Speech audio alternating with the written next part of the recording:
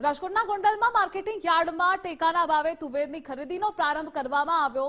જામવાડી સહકારી મંડળીના નેજા હેઠળ નાફેડ દ્વારા કરવામાં આવતી ટેકાના ભાવે તુવેરની ખરીદી શરૂ કરાઈ।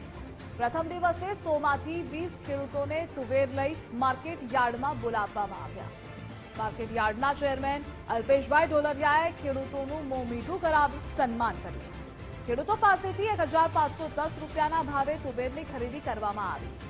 નાફેડ દ્વારા એક ખેડૂત પાસેથી વધુમાં વધુ 4000 કિલો તુવેરની ખરીદી કરાશે।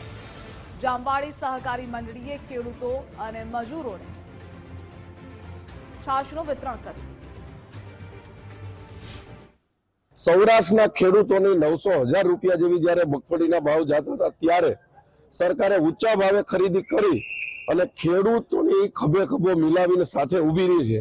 એવી જ રીતે અત્યારે તુવેરની ખરીદી કરી અને સરકારે ખેડૂતોની સાથે ઊભી રહી છે। ગોંડલ તાલુકાની અંદર 4500 જેવી એન્ટ્રી નોંધાણી છે। એમાં જે ઓપનિંગમાં 21 ખેડૂતોને બોલાવ્યા છે।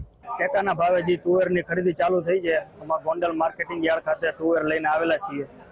સરકાર દ્વારા ટેકાના ભાવે ખરીદી કરવામાં આવેલ છે, એનાથી અમને સંતોષ છે અને ભાવ પણ સારા છે। ટેકાના ભાવ 1510 રૂપિયા જેવા એક મણના ભાવ છે, તેનાથી અમે સંતોષકારક અનુભવી રહ્યા છીએ। ગોંડલ એપીએમસીમાં ટેકાના ભાવે તુવેરની ખરીદી ચાલુ કરેલ હોય તો 100 ખેડૂત બોલાવેલા। અમે 100 ખેડૂતની અંદર અત્યારે 20 ખેડૂત આવ્યા છે અને ટેકાના ભાવ 1510 રૂપિયા છે। ખેડૂતોને સારા ભાવ મળી રહે છે, તેથી ખેડૂત ખુશ છે અને આવીને આવી સરકાર ખરીદી કરતી રહે।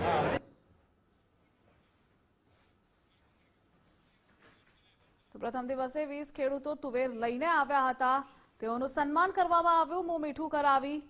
જામવાડી સહકારી મંડળીએ તુવેરની ખરીદીની શરૂઆત કરી છે, તો મોટા પ્રમાણમાં ખેડૂતો અહીં પહોંચ્યા હતા।